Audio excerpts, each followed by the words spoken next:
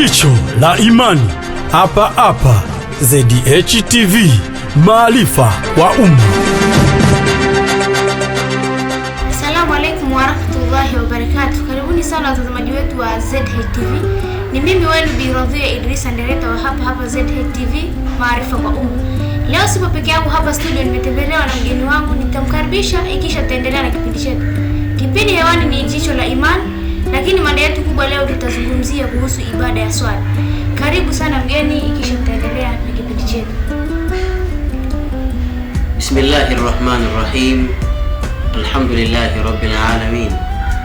Salatu wassalamu ala ashrafil mursalin sayyidina Muhammad khataman nabiyyin wa ala alihi wa sahbihi ajma'in, amma ba'd.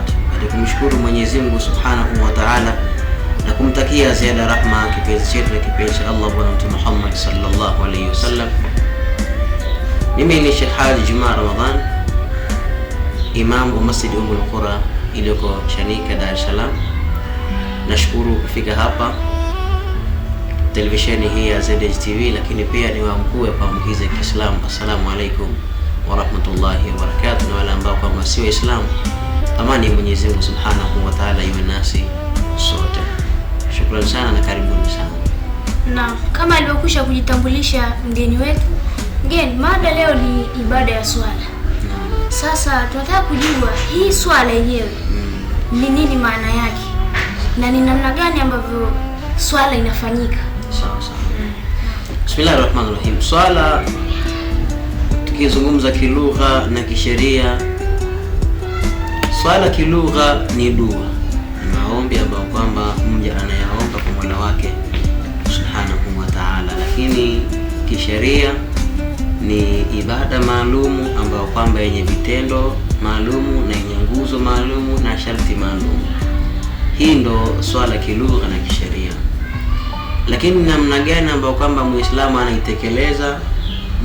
anaitekeleza kama ilivyokuja na amrisho la Mwenyezi Mungu Subhanahu wa Ta'ala, lakini pia kupitia sunna za Bwana Mtume Muhammad sallallahu alaihi wasallam, kwa maana ya hadithi, ni kwa siku ni mara 5 kama ilivyokuwa maarufu, lakini kwa utaratibu ambao kwamba alifundisha Bwana Mtume Muhammad sallallahu alaihi wasallam, kwa maana ya dhuhuri raka 4, alasiri raka 4, magharibi raka 3, isha raka 4 na alfajiri raka 2.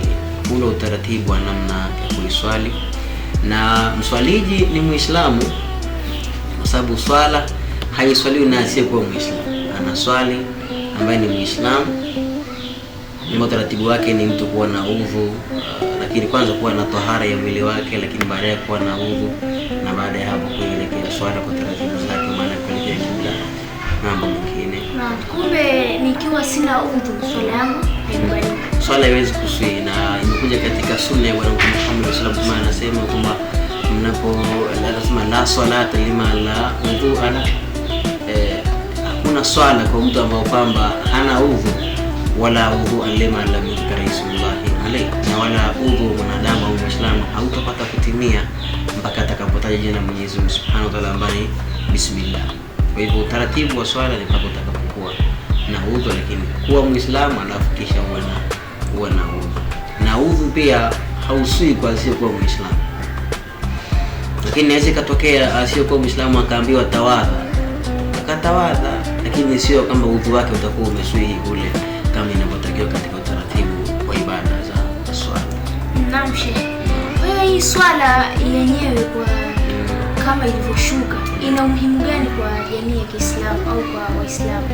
Shukrani kwa swali zuri, la pia litamsaidia mtazamaji wetu. Kwanza, swala haikushuka, kuletwa na Mwenyezi Mungu kwa wasita wa Jibril alayhi salam, kama ilivyokuwa labda zaka, ilivyofunga na ibada zingine. Ibada ya swala ni ibada adhimu sana, ni ibada ya kimaajabu sana, kwa sababu mmoja katika utaratibu wake ibada ya swala, Mwenyezi Mungu Subhanahu wa Ta'ala alituma mwaliko maalum kwa Bwana Mtume Muhammad sallallahu alaihi wasallam, kwamba amwalika kwenda mbinguni.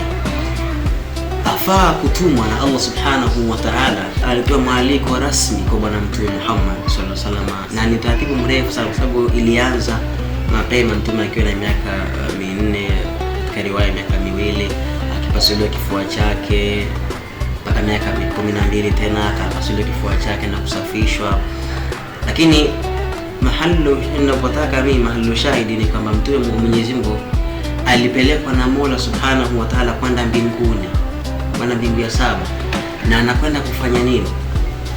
Kwanza ni taslia, niliwazo kwa Bwana Mtume Muhammad sallallahu alaihi wasallam kuhusiana na yale madhila ambayo kama alikuwa akiyapitia.